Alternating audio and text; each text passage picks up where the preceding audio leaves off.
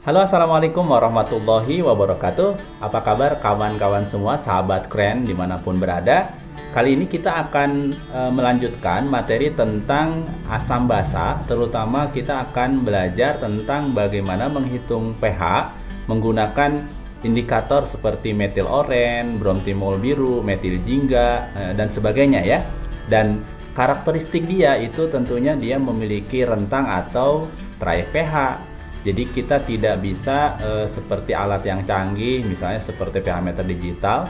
Kalau pH meter digital kan kalau kita celup ke dalam larutan itu langsung terbaca ya berapa pH-nya. Tapi kali ini kita harus membuat dan menentukan berapa sih sebetulnya pH yang kita ukur menggunakan indikator selain pH meter digital ya. Jadi yang digunakan itu adalah rentang atau trayek pH. Bagaimana Pak? Yuk kita belajar bersama-sama.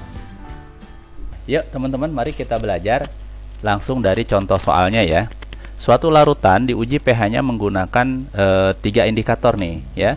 Jadi ada 3 indikator yang digunakan. Yang pertama yaitu menggunakan indikator metil merah, kemudian bromtimol biru, dan fenolphthalein atau disingkat PP biasanya ya. Nah, kita coba lihat soalnya. Suatu larutan diuji pH-nya menggunakan indikator metil merah berwarna kuning. Nah, jadi ketika dia menggunakan metil merah berwarna kuning, kemudian dengan bromtimol biru memberikan warna biru. Nah, seperti itu. Kemudian dengan fenolphthalein menunjukkan tidak berwarna. Nah, sebelum kita menjawab lebih lanjut, saya mau jelaskan dulu teman-teman ya, bahwa yang disebut dengan indikator seperti metil merah, bromtimol biru, fenolphthalein dan sebagainya itu dia memiliki trayek. Trayek itu artinya rentang ya. Rentang itu berarti jarak ukur pH seperti itu. Nah, metil merah itu trayeknya 4,4 sampai 6,3. Bromtimol biru 6 sampai 7,6 dan fenolphthalein 8,2 sampai 10. Kemudian ada di sini identitas perubahan warna. Jadi ada warna merah, ada warna kuning. Artinya apa? Kalau misalnya suatu zat itu menunjukkan warna merah, ya, perhatikan, kalau dia warna merah, maka nanti berarti pH-nya itu adalah 4,4 ke kiri, artinya ke arah 0, seperti itu. Kalau misalnya dengan menggunakan metil merah menunjukkan warna kuning, ya, maka pH larutan tersebut dari 6,3 ke kanan menuju ke 14. Begitu ya. Nah, jadi ingat saja ini adalah batas kiri, batas kanan. Jadi batas kiri dan batas kanan menunjukkan angka di kiri dan di kanan. Nanti tinggal dia diarsirnya ke arah mana, seperti itu. Oke ya. Baik. Yuk langsung contoh soalnya kita langsung jawab. Nah, teman-teman di sini harus membuat garis bilangan ya. Kita lihat datanya. Menggunakan indikator metil merah berwarna kuning. Lihat, metil merah berwarna kuning ya. Berarti kalau kuning kita lingkari di sini teman-teman. Ini menggunakan metil merah berwarna kuning. Berarti kuning itu kalau kita pilih berarti pH-nya 6,3 ya, 6,3. Oke. Maka kita buat garis bilangan aja seperti ini misalnya. Mohon maaf kalau tidak lurus. Di sini adalah angka 6,3 seperti itu ya. Nah, karena kita tahu tadi bahwa dia itu menunjukkan warna kuning, maka pH-nya itu 6,3 ke kanan. Berarti kita buat daerah bilangan, kita lari ke sini ya, kita arsir. Nah, kita arsir saja seperti ini. Berarti ini tadi dengan menggunakan metil merah disingkat MM, seperti itu ya. Nah, kemudian kita lihat data yang kedua dalam soal itu. Dengan menggunakan bromtimol biru memberikan warna biru. Nah, lihat. Bromtimol biru menggunakan bromtimol biru berwarna biru. Nah, ini biru lagi-lagi ada di kanan. Teman-teman lihat di kanan berarti angkanya yang dipilih adalah ini 7,6.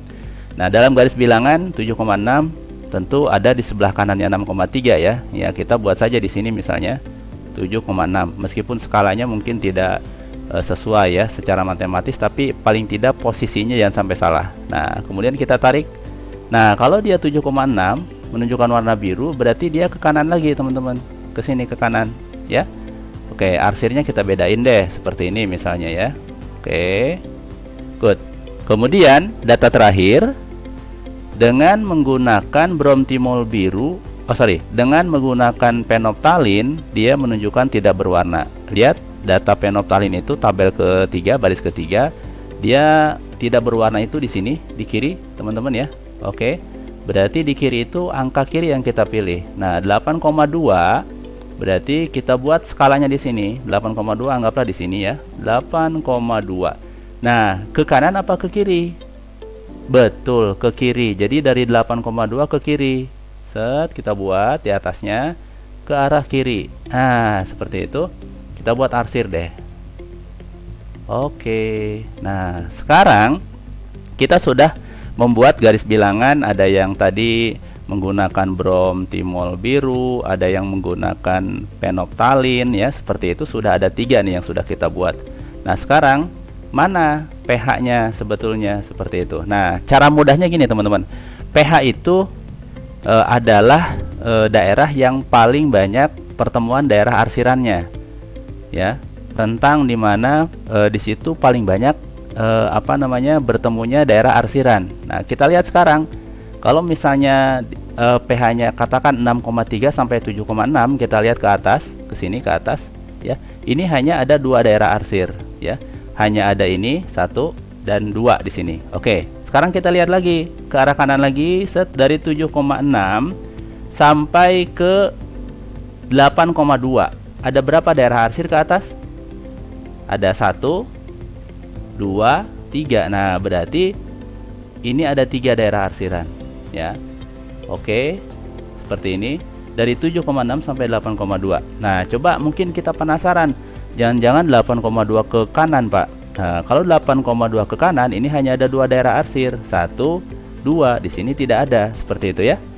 Nah, artinya berarti daerah yang paling banyak terarsir adalah daerah antara 7,6 sampai 8,2. Maka kita bisa jawab pH-nya itu adalah biasanya kan kalau dalam bilangan matematika itu 7,6 lebih kecil atau sama dengan pH, pH-nya lebih kecil atau sama dengan 8,2. Nah, tara, inilah jawabannya teman-teman ya. Jadi bahasa mudahnya, rentang pH larutan tersebut berada di antara 7,6 sampai 8,2. Berapa angka pastinya? Oh, kita belum bisa menentukan karena ini hanyalah rentang seperti itu. Bisa paham ya, teman-teman ya? Yo, kita coba ke contoh soal yang kedua biar bisa lebih mantap ya, seperti itu.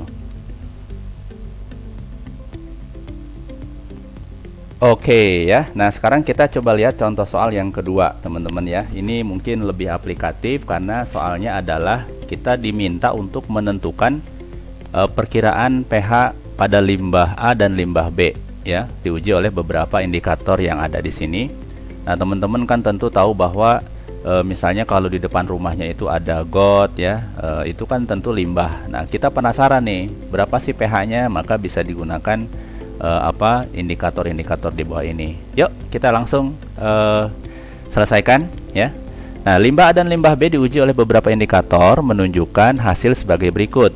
Nah, tentukan pH limbah A dan limbah B. Nah, teman-teman tadi di soal pertama sudah tahu ya bahwa indikator itu punya rentang pH. Ini data rentang pH-nya. Kemudian rentang warnanya juga ada ya, seperti itu. Kemudian ini adalah hasil pengukurannya seperti itu ya.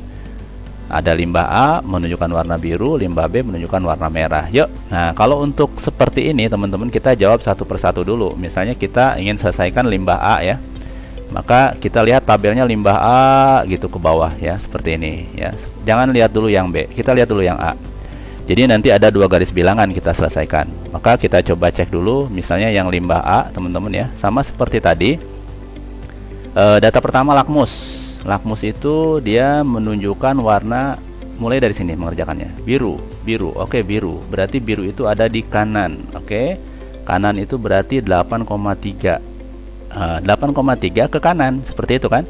Maka kita buat garis bilangan sama seperti tadi. Oh, mohon maaf tidak lurus ya, maklum lah ya. 8,3 ya, set, kita buat ke kanan seperti ini, kita arsir. Ini untuk limbah A, ini menggunakan apa? Lakmus. Oke. Kemudian menggunakan metil merah. Kita lihat langsung ke sini. Metil merah warnanya kuning. Kuning itu ini ya, ini bukan juning ya. Ini maksudnya kuning. Berarti ini ada di kanan juga. Kanan itu berarti ini 6,3 ke kanan. Nah, 6,3 itu dalam garis bilangan tentu ada di sebelah kiri 8 ya. Katakan misalnya di sini 6,3 ya, kita tarik lagi kemana? Ke kanan. Oke, ke kanan kita tarik garis bilangan ya. Nah, kemudian data yang ketiga, penoptalin langsung ke sini menunjukkan warna merah. Oke, merah ada di mana? Merah ada di sini, merah ada di kanan, berarti kanan itu 7,6. Kita lihat 7,6 itu berarti di sekitar daerah sini ya, 7,6. Oke, kemana? Ke kanan, betul, ke kanan lagi ya. Jadi kita arsir lagi 7,6 ke kanan. Nah, terakhir bromtimol biru menunjukkan warna biru. Oke, biru itu ada di kanan lagi-lagi teman-teman ya. Nah, kanan itu di 10. Berarti kita buat 10 di sini daerahnya nih ya. Mungkin ya di sebelah kanan kita buat arsiran lagi ke atas, set. Kita buat arsir lagi. Cakep ya. Nah, sekarang teman-teman, Bapak ingin teman-teman mengamati ya. Oke, coba kita lengkapi dulu deh. Ini tadi yang 10 itu menggunakan bromtimol biru. Tadi ini yang 7,6 ke kanan menggunakan penoptalin. Ini yang 6,3 ke kanan menggunakan metil merah. Nah, mana pH-nya? Daerah mana yang arsirannya paling banyak yang bertemu ya? Mana? Oke, jadi daerahnya yang paling banyak arsiran itu ini. Ini dari 10 kemana? Ke kanan ya. Ini areanya nih. Set, set, set. Artinya apa? Berarti pH limbah A itu pH-nya lebih besar atau sama dengan 10. Tara ya. Itu sudah terjawab tuh. Berarti dia sifatnya basa. Sekarang kita coba lihat. Mudah-mudahan cukup tempatnya ya. Kemudian limbah B ya. Sama seperti tadi.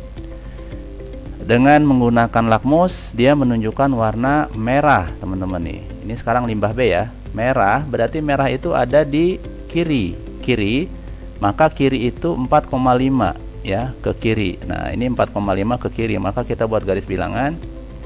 Oke, set ya, alhamdulillah agak lurus ya. Nah, ini 4,5 ke kiri, berarti ke sini set. Nah, gitu kan. Ini pakai apa tadi? Pakai lakmus. Kemudian yang kedua, metil merah menunjukkan warna merah. Merah itu ada di kiri di sini ya. 4,2 ke kiri. Nah, dia buat di sini. Ini 4,2. Kita buat arsir ke kiri. Oke. Ini tadi menggunakan apa? Metil merah. Kemudian penoptalin. Nah, menggunakan penoptalin tidak berwarna, teman-teman. Tidak berwarna, maka tak berwarna itu juga ada di kiri ini ya. Di kiri dia dari 6 ke kiri, berarti ini 6 mungkin agak sebelah kanan di sini. Oke, 6,0 ke kiri. Sini ya. Daerah arsirannya gini berarti. Nah, ini tadi menggunakan apa? Penoptalin. Yang terakhir, bromtimol biru menunjukkan warna kuning. Kuning ya. Nah, kuning itu ada di sebelah kiri. Kuning itu 8,3 karena di kiri ke kiri, berarti ini 8,3 ke kiri. Set. Nah, kita buat arsirannya. Oke ya. Nah, sekarang mana daerah yang paling banyak arsirannya, teman-teman? Kalau dilihat ya. Mana?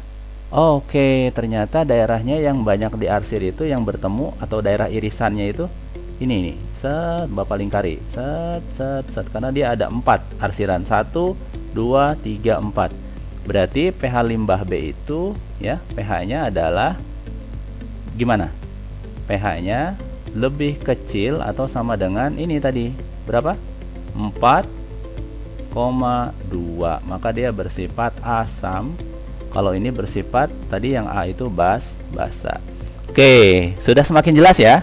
Jadi kata kuncinya adalah pH itu, pada trayek pH itu adalah daerah atau daerah yang memiliki arsiran yang bertemu paling banyak atau himpunan irisan yang paling banyak. Maka itulah rentang pH-nya.